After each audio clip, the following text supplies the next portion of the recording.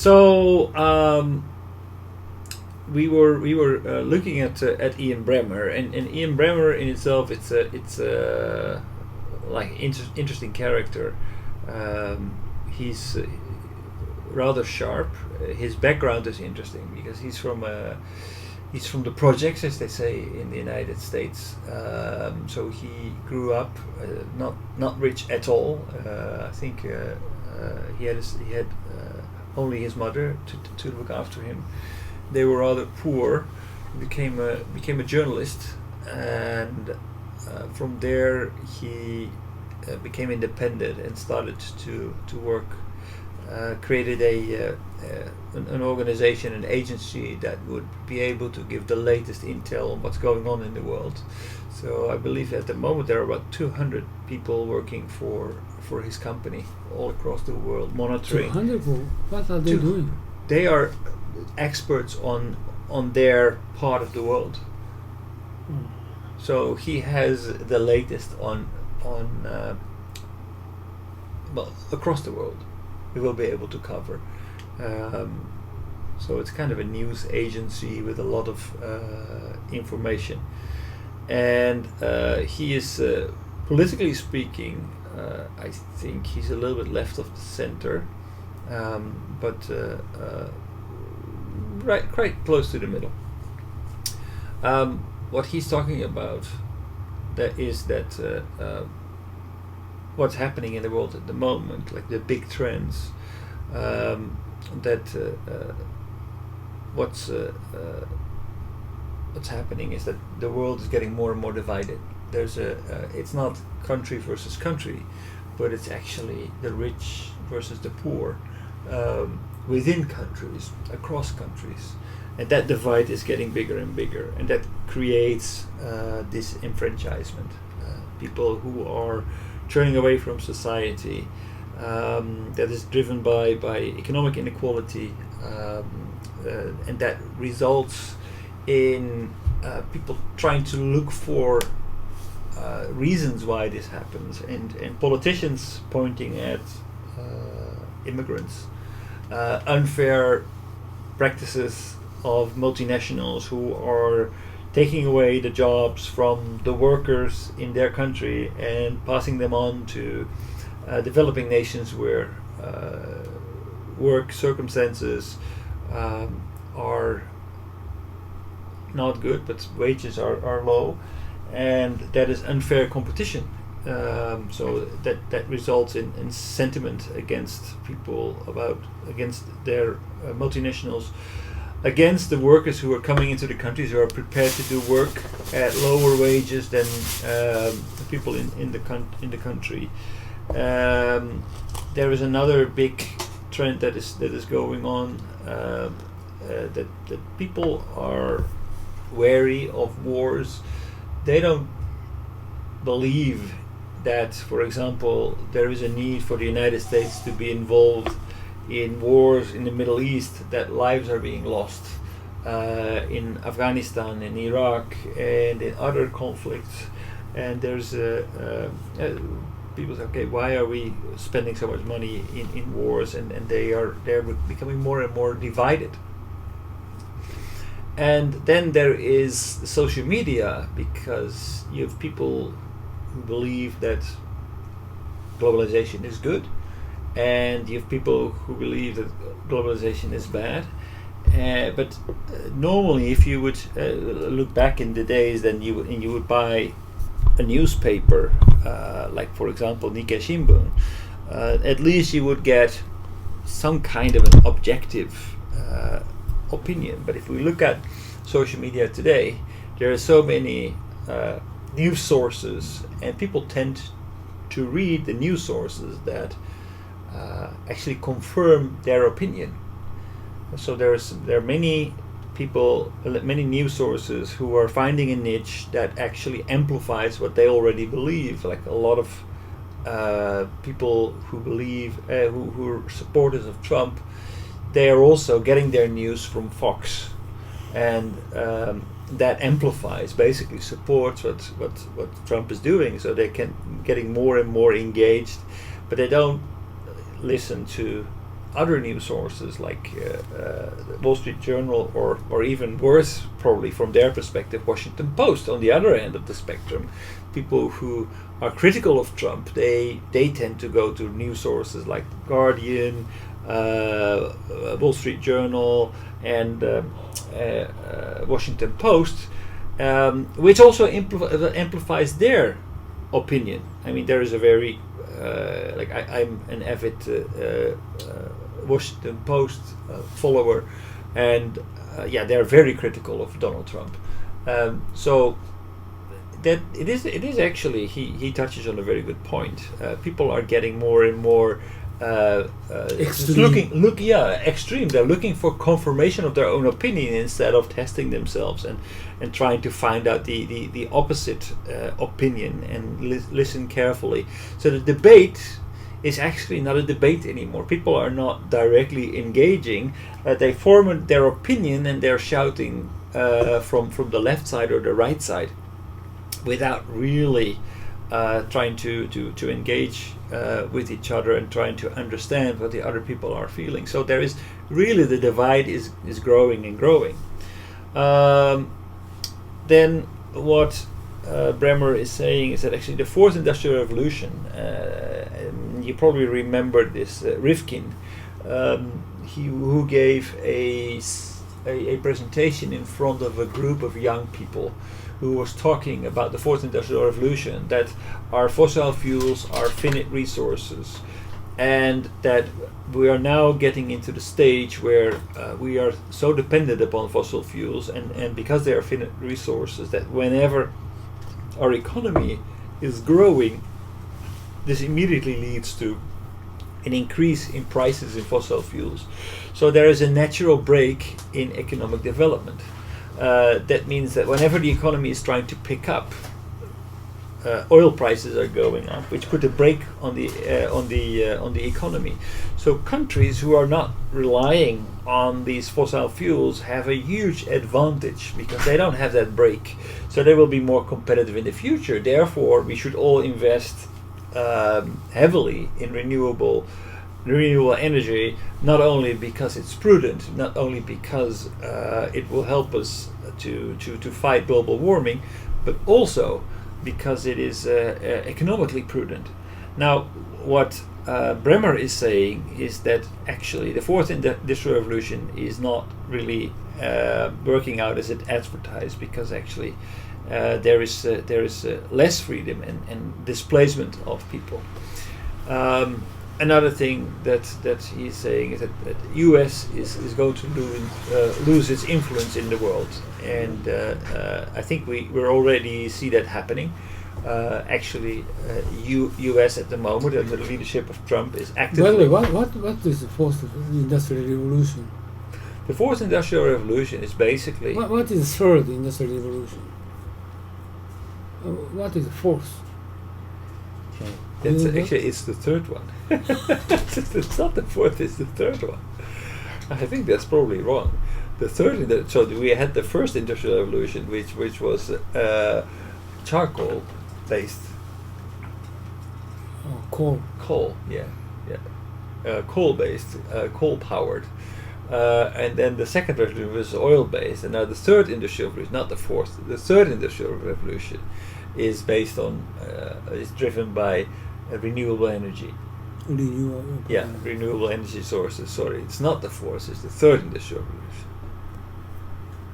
revolution. I made a mistake in this slide.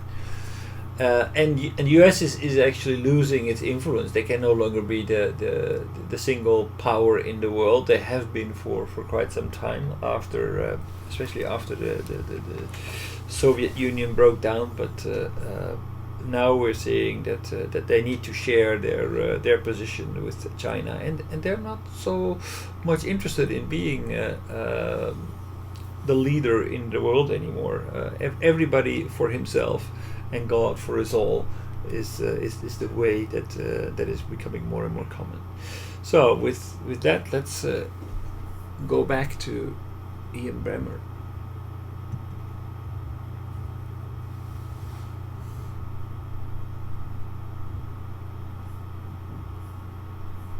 we already saw this. Where were we? No, more. No, not no. You 6 or 7 minutes last time, right?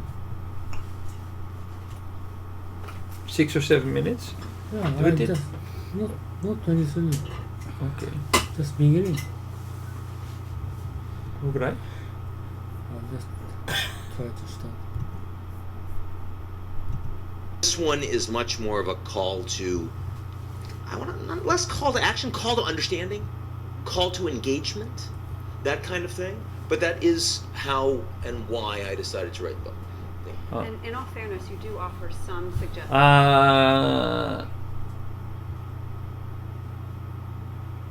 なんだったっけ? What was the question? Why did he write this book? Why now? Because he tried to. The question. The question was. Why? Why this book now? Because he had been trying to write this book before, and he didn't, and he should have. The reason was, I think, probably was because he didn't have the answer. And then he decided, well, anyway, even though I don't have the answer, it's necessary that we are going to tell it out to what it is. I think it was about why a book about globalization, because actually globalization in itself had this very positive image and positive image because it would bring prosperity to us all, because it would actually raise the GDP. Worldwide globalization, it had that possibility, because there is factors in the world like cheap labor, so labor intensive industries would move to countries where labor was cheaper, but then capital intensive industry moved to countries where capital is more widely available. So actually that would make it make us generate more output, and that would actually be beneficial to the whole world. However, what was not factored into this was that actually we are very bad at sharing. We are not very good at sharing the benefits of globalization evenly. So what we saw is that a lot of people got got in trouble, who especially the people who in countries who had actually a disadvantage, their contribution to production. So for example, laborers in the United States, their contribution to production was they didn't have a competitive advantage in that. So if you produce something like a car, it's a very capital intensive industry. So you need to have robots. You need to have a lot of raw materials. There's a design and everything else, and very expensive factories to do this. So this is something that would naturally be done when it was done in the United States. But you also need workers. But those workers would not actually be very cost efficient. They're expensive, but they're necessary. You cannot run a plant with only robots, especially at that time. So workers, because there was so much capital, would benefit from the fact that there is so much capital. Therefore, the value of the cars, the profits of these that was made on these automobiles would actually have to be shared with the workers. Otherwise, the workers wouldn't come. But they actually did not contribute so much to the production of cars. It was just that we did not consider to move these automobile companies outside of the US. But with globalization, when this became easier, when the legal framework, the transportation became more and more integrated, when communication technology was developed, it became a feasible option. So if we would bring the same capital, but now the same investment, but now invested it in China, for example, then we could combine our capital with cheaper workers, and we could even make more profit. So in countries where there is a comparative advantage in capital, usually labor can suffer through globalization. Otherwise, in countries where labor is the the competitive advantage. It is actually moving to capital-intensive countries that would make the people suffer. So This is the labor competitive advantage? What do you mean? Labor? Competitive disadvantage? competitive disadvantage. What do you mean? What do you mean? What do you mean? So competitive disadvantage. So No, you said competitive advantage. What do you mean? competitive advantage. So if let's say that the production, in the most easiest form, the production function, this production is a function of labor and capital, right? So if you have a competitive advantage in, for example, in capital, if you live in a country where there is a lot of capital available and it's not expensive, then basically like a car manufacturing. So car manufacturing in the United States, where there's a lot of capital, if you put a very highly technologically advanced plant, you can do that because you have a lot of capital. But you also need workers to work in that plant. Now, those workers, they are a necessity. They do not do very complicated work, but because they are necessary to actually make the plant run, they become a condition for the plant even to exist. And but because there's so much capital, they can make a profit, right? But it's not thanks to the workers, it's thanks to the capital. The workers in itself do not contribute so much to the success. They are just there to make sure that the capital works. But if that is the case, once the economy becomes entirely open in countries where there is a capital-intensive industries, then can go to countries where labor is a lot cheaper, right? So that in that case, when borders open, workers are the victim. Workers in the industrialized countries, in countries like the United States, they become the victim because they are actually not that competitive, but yet they receive a lot of money because it used to be necessary for them to be employed in order to make the factories work. But if we are realistic today, and if we would go to a worker and say, okay, well, I know that you make $60,000 a year, but your added value is actually $40,000. So we're going to cut your salary to $40,000 because in a globalized economy, you do not add more value. And if you insist on earning $60,000, we're going to move our operations outside, and that's what a lot of companies did. So what do you mean labor advantage? So China has a labor advantage because they can provide the same service at a lower cost point. China, yes. Yeah. I thought U.S. No. China has cheaper labor, and so bring the same capital to China, put the same factory.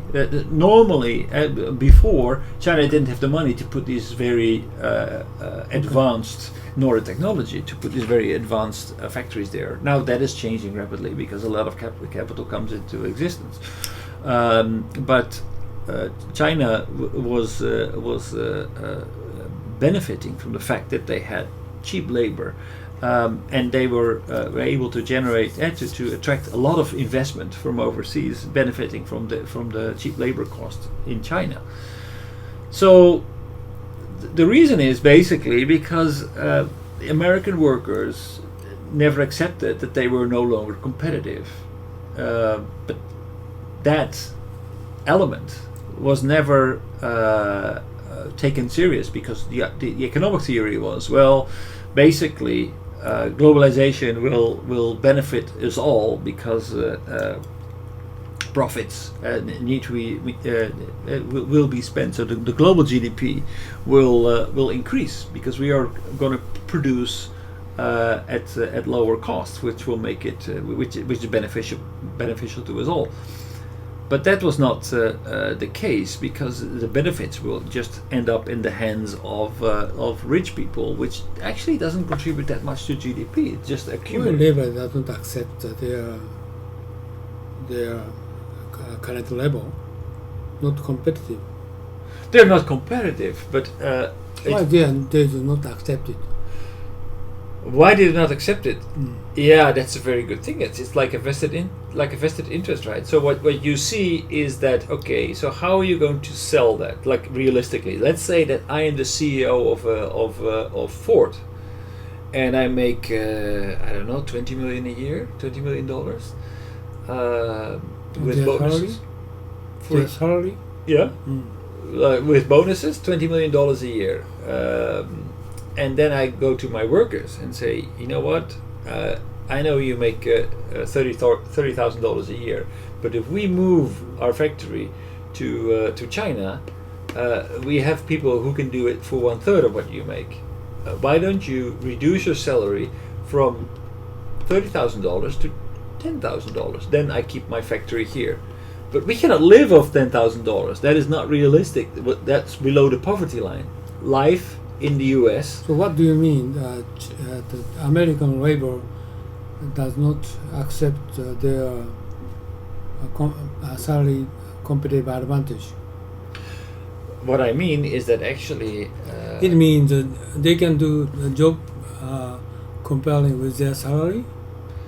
so in a global economy, the actual market price of labor is determined by not only within the US but actually globally. So it used to be that you had, for example, a factory in Chicago. Exactly.